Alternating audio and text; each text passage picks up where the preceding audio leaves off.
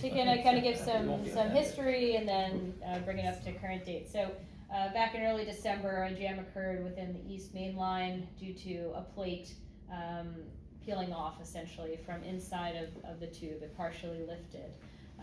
That repair was something we were unable to fix. That's something that DSNY is not able to fix, so we had to engage AVAC Iberia, who is the maintainer of the system and also the manufacturer.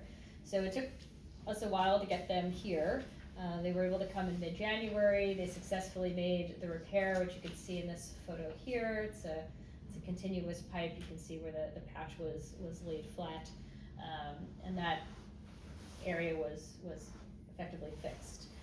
However, during DSNY's inspection, as they were checking the system to make sure it was good to open, they identified a clog that was a little bit south of the original jam. After several unsuccessful attempts, they came back to us and asked if we could engage a water jetting contractor to essentially blow through the jam and then free up the line. The issue became the freezing conditions that we had. You cannot put water into a system if it's below freezing. So we currently have had the water jetting company here this week, and we've seen some good progress, so hopefully we'll have more to report by the end of this week or early next once that's going through. On January 18th, a separate jam formed on the west side that was impacting one building, 505 Main Street. That was resolved on February 10th by DSNY. Some of the items contributing to the jam, actually Bryant has them in a bag.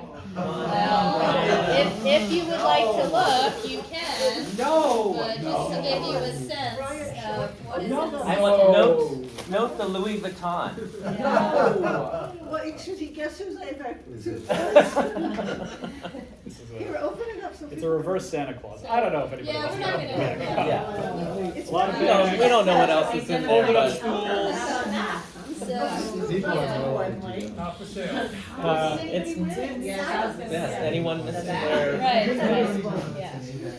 So, just to give you a sense of what we found just in that jam specifically, and unfortunately it's not uncommon, the strange items that we find when we're clogging the system. But so in 2025, just to summarize, we had 24 jams in total. The average time out of service for those jams, and that could be either the main line or a building specific, was almost 5 days of an outage. And of the total days that the system was, some part of the system was offline last year, it came out to about 1/3 of the year that the system was impacted in some way. And 72% of those jams were caused by either a building air compressor, which is building's responsibility to maintain, or prohibited items being placed within the system that cause a jam down the line. So we put together a chart just to outline the number of jams that occurred last year, the average downtime in days for each location, and those are some of the materials on the right that we frequently send out to property managers, and we really encourage them to make that a part of their not only regular circulation to residents, but also for move-ins, move-outs, really those common times when that will pop up. And really, I think moving forward, we're going to focus on doing an even larger campaign related to defining further the types of materials that should not be going in AVAC, and making sure that there's more compliance from the buildings moving forward, because if 72% of the jams are caused by what's thrown in it, I think there's room for improvement with that. And please consider other languages besides English. Yeah, that's great. Mhm. Yeah, Yes. that's great. And if you like to look at what's in the bag, you can anywhere. So just going just on the AVAC for 1 second. Sure. So in Riverwalk, the AVAC's been out since mid-December. Mhm. It's island-wide. Is that, I mean, The East The East Main Line, is that what you mean? Well, Riverwalk is part of the South. the East Main Line. Southtown. Yeah, The East Main Line has been out since December. That was related to the original, the partial plate obstruction, and then after that, there was another clog So discovered. the January that we're 18th working thing on. extended it further. Correct. Any idea when it's gonna be resolved? We're working on it now with the water jetting firm because the temperatures are warm enough, and we've seen some positive feedback from that, so we're hoping that it's not too long. Wait for warm weather. And I'll tell you what We we do find. too. Until the next Yeah, Louis I'll Vuitton tell you what we bag. find. No, there's an infestation in some of the buildings of fruit flies. Yes. And they think it's because of the, because of the garbage being in the AVAC rooms. It's really bad. It's taken out regularly. Yeah. They got a point for compost. Yeah. Are we considering finding the buildings for gyms? Yes.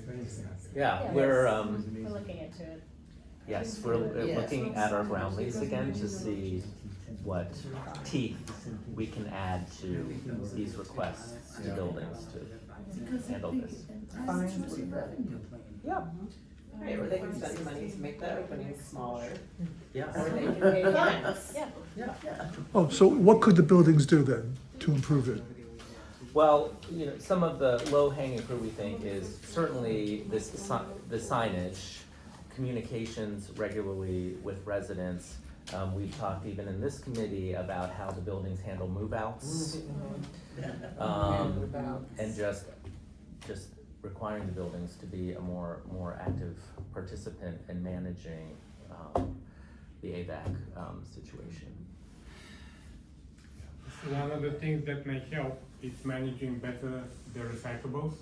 Yeah. Our apartment is right next to the trash chute, Uh-huh. and we can hear when recyclables Uh-huh, are thrown uh-huh, in. uh-huh. They're crashing Yeah. right next to our bedroom. So better management of recyclables. Yeah. What was in this bag was mostly plastic. Yeah. Interesting, yeah. So Part of the issue is that the people who are actually in charge of collecting the recycling from these rooms, they just don't bother because they'd rather not do the work, so they just throw them into those chutes.